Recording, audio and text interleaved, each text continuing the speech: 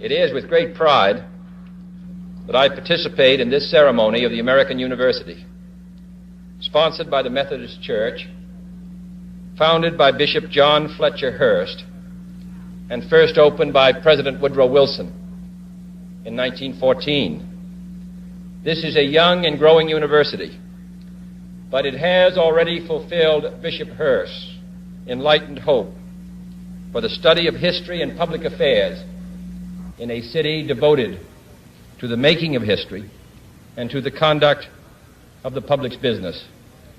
By sponsoring this institution of higher learning for all who wish to learn, whatever their color or their creed, the Methodists of this area and the nation deserve the nation's thanks.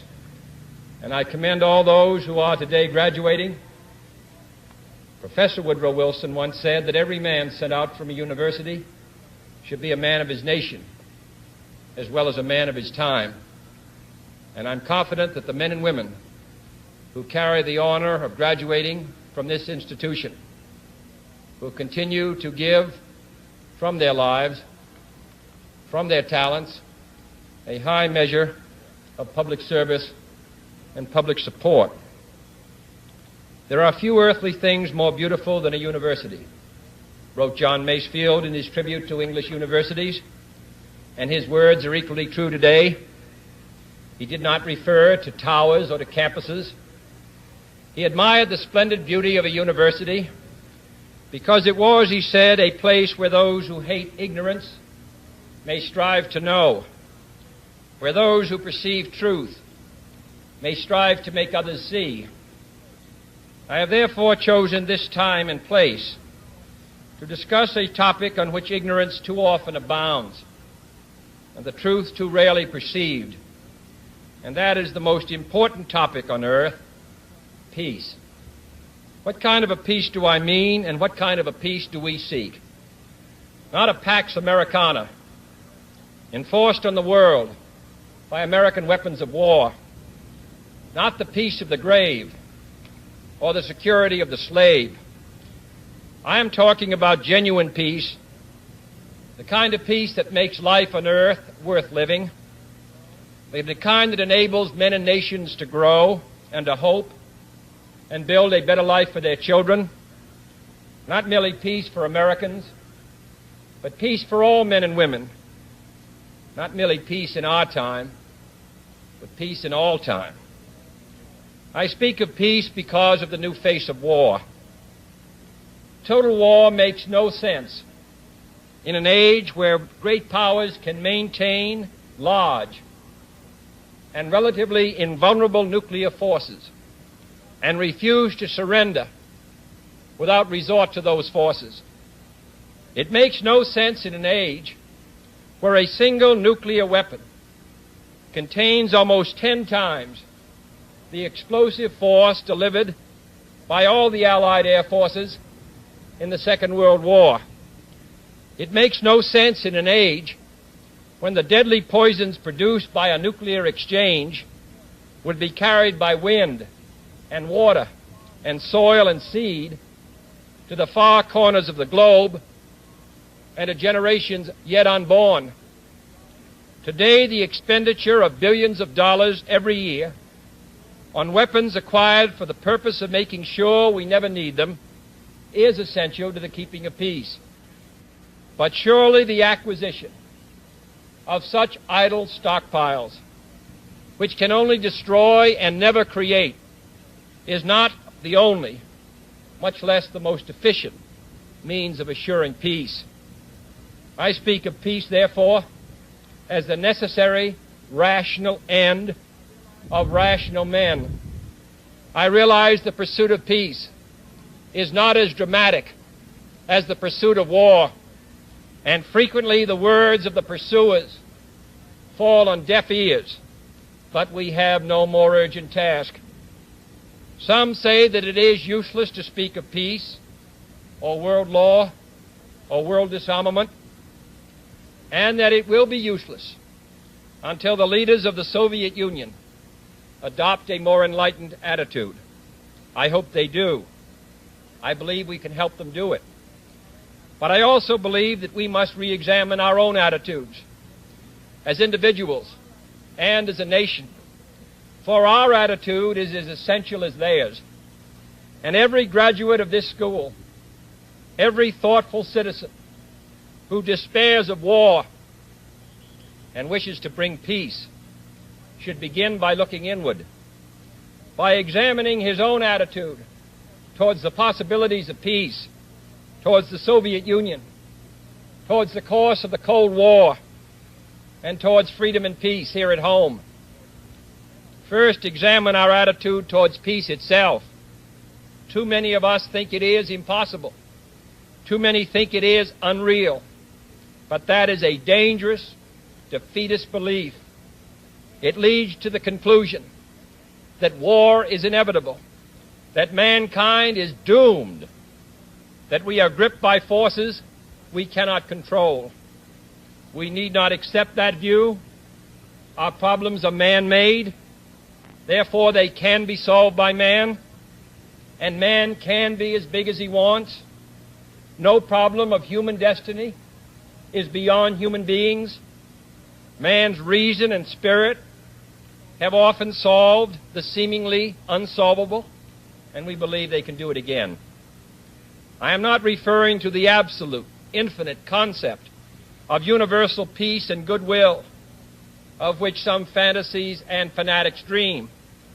I do not deny the value of hopes and dreams, but we merely invite discouragement and incredulity by making that our only and immediate goal.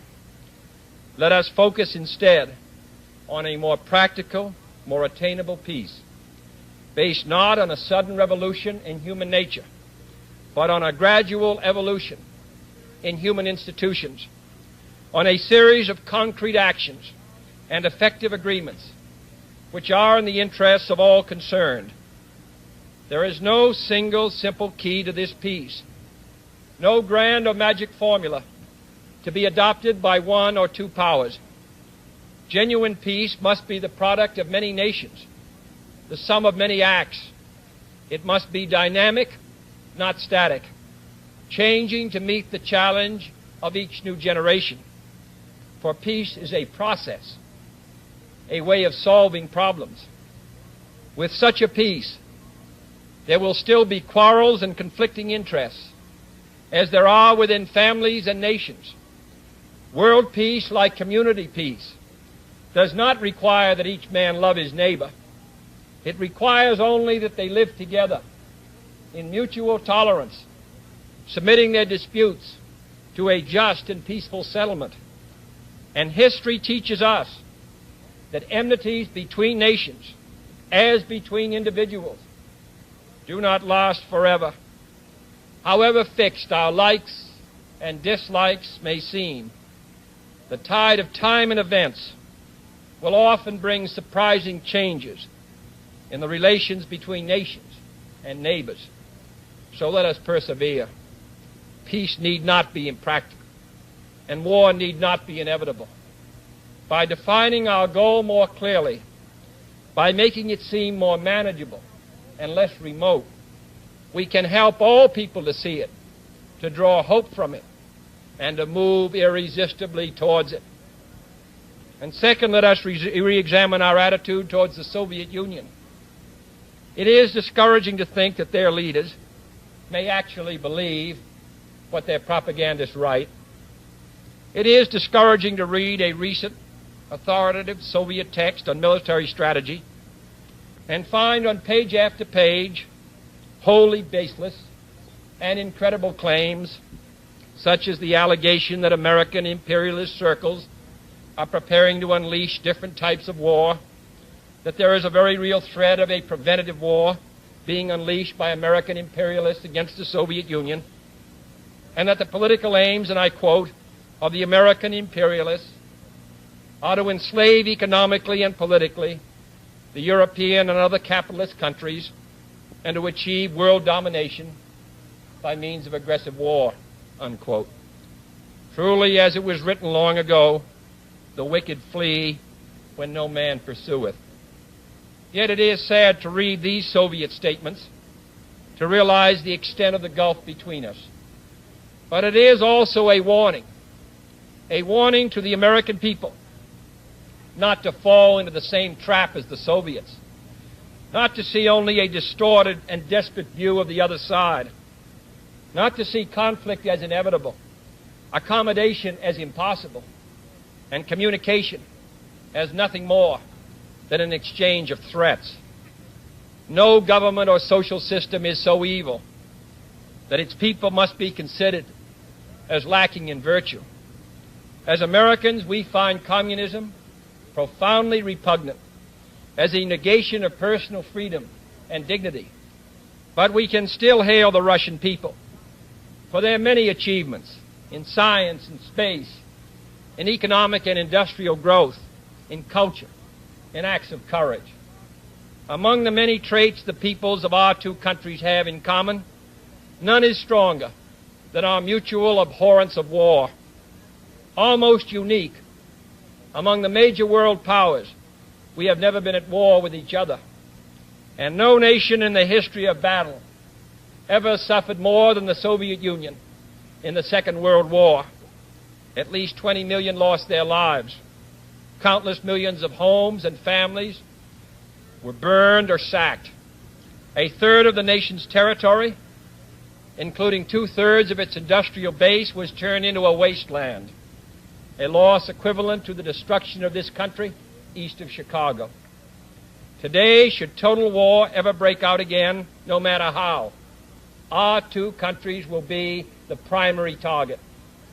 It is an ironic but accurate fact that the two strongest powers are the two in the most danger of devastation.